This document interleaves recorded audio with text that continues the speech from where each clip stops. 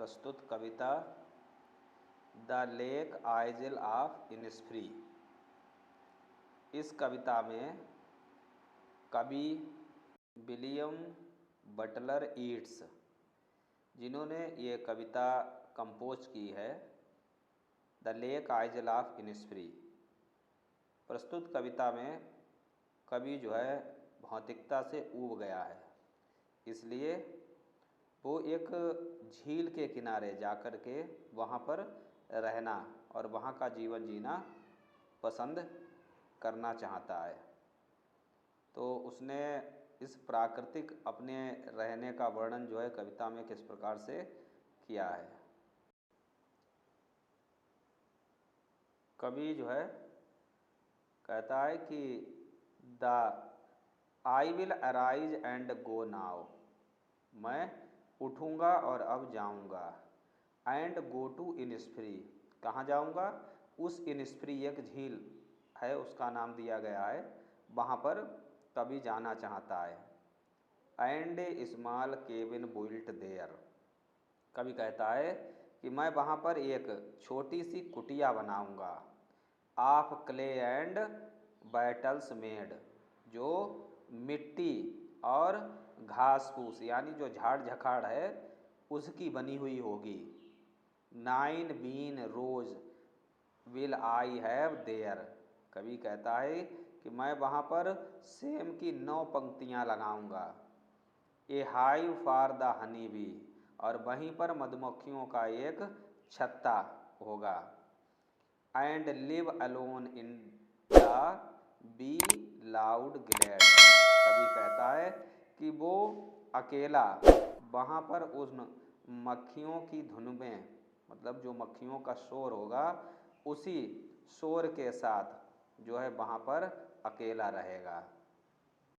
फिर दूसरे पैरा में कवि कहता है and I shall have some peace there, कवि कहता है कि मुझे वहाँ पर कुछ शांति महसूस होगी।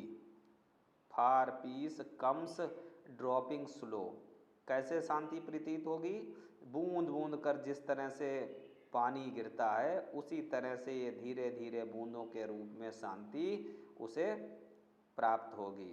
Dropping from the bells of morning to where the cricket sings, कवि कहता है ड्रॉपिंग मीन्स धीरे धीरे गिरते हुए, from the bells of morning means प्रातः काल के घूंघट को हटते हुए, मतलब जैसे ही प्रातः काल होने वाला होगा ऐसा मालूम हो रहा होगा कि शाम का मतलब रात्रि का जो आवरण है वो हटता जा रहा है।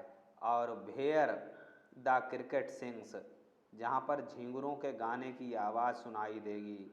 देयर मिडनाइट्स ऑल ए ग्लाइमर, और जहाँ मध्य रात्रि जो है बहुत ही चमकीली होगी। And noon a purple glow, और दोपहर का समय रंग बिरंगा होगा।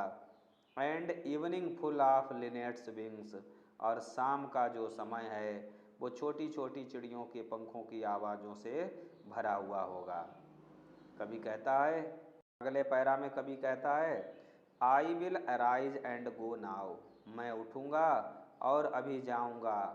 For always night and day, हमेशा के लिए रात और दिन के लिए।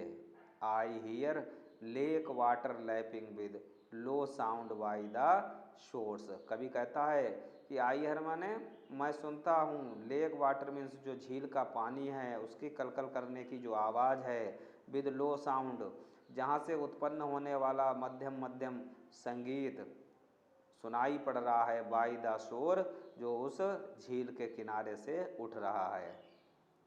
भाइल I stand on the roadway, जबकि कवि स्वयं को कहाँ खड़ा हुआ पाता है?